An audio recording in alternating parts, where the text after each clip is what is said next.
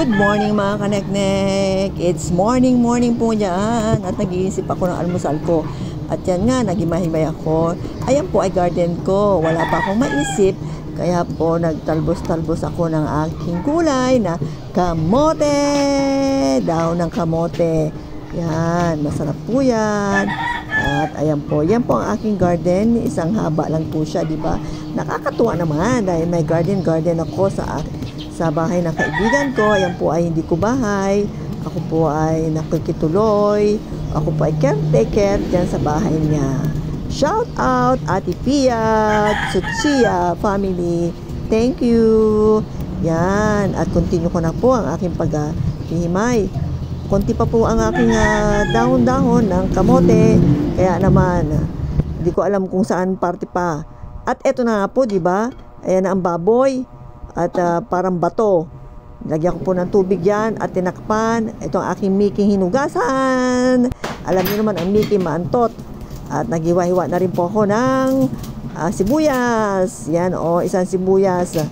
Isang sibuyas po yan mga kaneknek. O, di po ba? O, maingay nga lang ang aking kantaran dahil salamin po yan.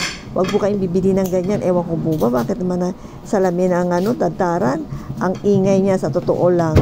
Siyempre maingay kasi salamin, katulad yan, diba? Yung bawang, pakaingay. Alam na may lulutuin. Ay! Maririnig ng kapitbahay na may niluluto dahil yung salamin ayan na nga, naghihiwa-hiwa na ako. At yun, inugasan ko na rin po ang aking kamote. Kunti lang po yung gulay ko At ayan na nga, pinakupakuluan na yung bato, batong karne. At pa yung magagawa, ayan na po, di ba? Oops, ayan na nga. Nilagyan ko na ng mantika nung napakuluan na. Lambot naman ang karne. Ayan po ay alas 9 na kasi, nagugutom na po ko yan. Yan na. Nilagay ko na ang bawang, sibuyas. Bahala siyang maluto. Parang kulang pa ng mantika. Di ba? Lalagyan ko po man ng mantika yan. Parang kulang pa po ng mantika. Oops. Gisa-gisa. Ano pang ginagawa mo, kamatis? Nasaan ka ba dyan? Bakit nasa ka na? Ayan, nilagyan ko na agad pala ng tubig. Wala ko naman. Mamaya ko pa lalagyan ng mantika pag andyan na siguro yung Mickey. Yan. Nilagyan ko ng toyo. Di po ba? Gisa-gisa na may toyo. Pakuluan lang po yan. Ang pakuluan. Tinakpan. Ayan na nga po. Tinakpan na naman. Tinignan na kung kumukulo. At nilagay ko po yung 1/4 cube. 1/4 cube po yun na natira. Nilagyan ko na po. Yan, diba? Hintay lang po natin. Hintay. Para maluto na siya agad. Yan na po siya. Kumukulo-kulo na. Oops. Ayoko po kasi yung may sabaw-sabaw. Gusto ko po yung dry siya pero malambot. Yan. Ang sarap po dyan. Simple lang. Huwag po tayo magagawa. Ayan. At inilagay ko na ang Mickey. Hinugasan ko po yung Mickey Kasi po yung antot po 3 beses ko siya hinugasan. Yung huling-huli po ay tubig na mainit. Kasi hindi po talaga natatay. Alam nyo naman po. Yan po ay binili ko sa SM ng 30 pesos. Ay tapak. Pero pag yung binuksan mo, napakarami rin pala. Pero sa palengke, mabibili mo lang po yan ng 25. Siyempre, supermarket, mas mahal. Di ba? Ay, naku. Yan, hinintay-hintay ko na naman. Ewan ko na naman, nasaan na naman bako niyan? Yan po. Nilalagyan ko po yung mantika kapag huling-huli na. Para hindi po siya shining po, tsaka hindi magdidikit-dikit yung noodles natin. Yan. Hinihintay-hintay na lang po na siya lumambot. Yan na nga po, lumambot na. At alam ko nang, inilagay ko na nga pala yung kamote. Kukunti lang po yung kamote, yung gulay. Masarap po sana yan kung marami siya Kasi napaka-importante po ng gulay sa akin. Yan, di po ba? Simpleng ulam. Tignan ko pa. Kinapakapa ko pa kung malambot talaga siya. Lagyan ko ulit po ng tubig. Kasi parang siya medyo matigas. Nilagyan ko ng asin. Hindi ko lagyan ng asin. Halo-halo match para hindi masunog. Siyempre, haluin po natin.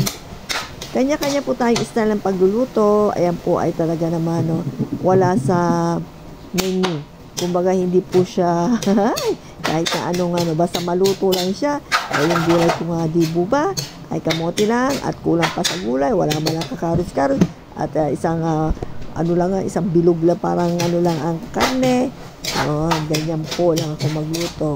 Para-paraan lang po, magkasya lang po ang kung ano yung laman sa rep. Pinatay ko na rin po yung rep namin kasi wala nang laman eh. Yan na lang po kasi ang laman niya eh. Yun. At ayan na po ang finished product niya. O, di ba? Ang sarap na. Sayang, hindi masyado maraming gulay. O, pero ang sarap po niya. Nek-nek! It's good morning time! Ito po ang aking niluto, breakfast, pansit, Mickey. At ito po ay kape pong gawa sa bigas. Ito po. At isang saging at tinapay na wet bread. Yun, yung brown butter. Kaya, let's eat! Yung gulay ko pong ginamit dito mga kanek-nek, yung pong gulay ko na kamote. Taps. Kamote. Harap.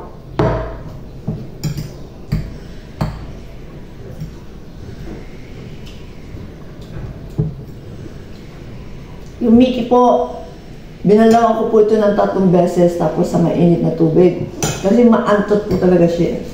Ewan ko bakit kaya. Siguro sa binili ko po ito sa SM, yung tag 25 na nakapak na konti lang siya. Iba pa rin yun sa palengke, syempre. Mas marami-rami yun sa palengke. Kain po tayo!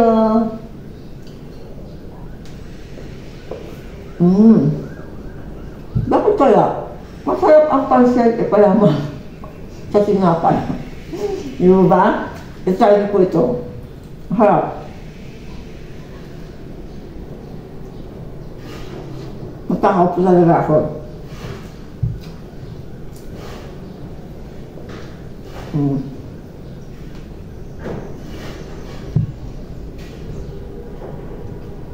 Diba?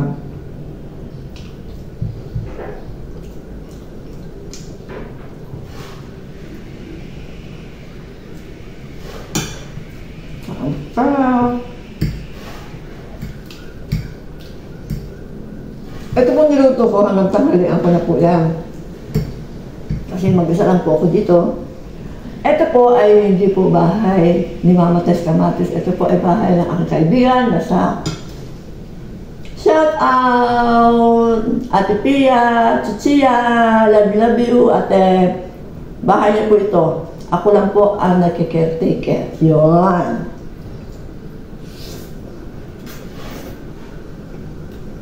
Ang bahay ko po ay siguro mga 10 minutes siya sa kabila pong ibayo.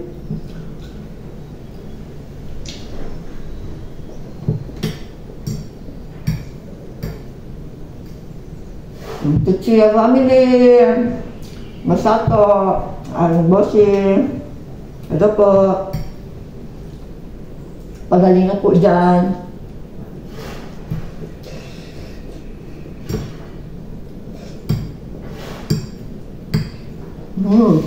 Ay, mo naman po, sumabit sa matas. Bago, lagi po tayo mag-iingat. Good vibes lang po. Ayan na po, naubos na. Maraming salamat po. Babu!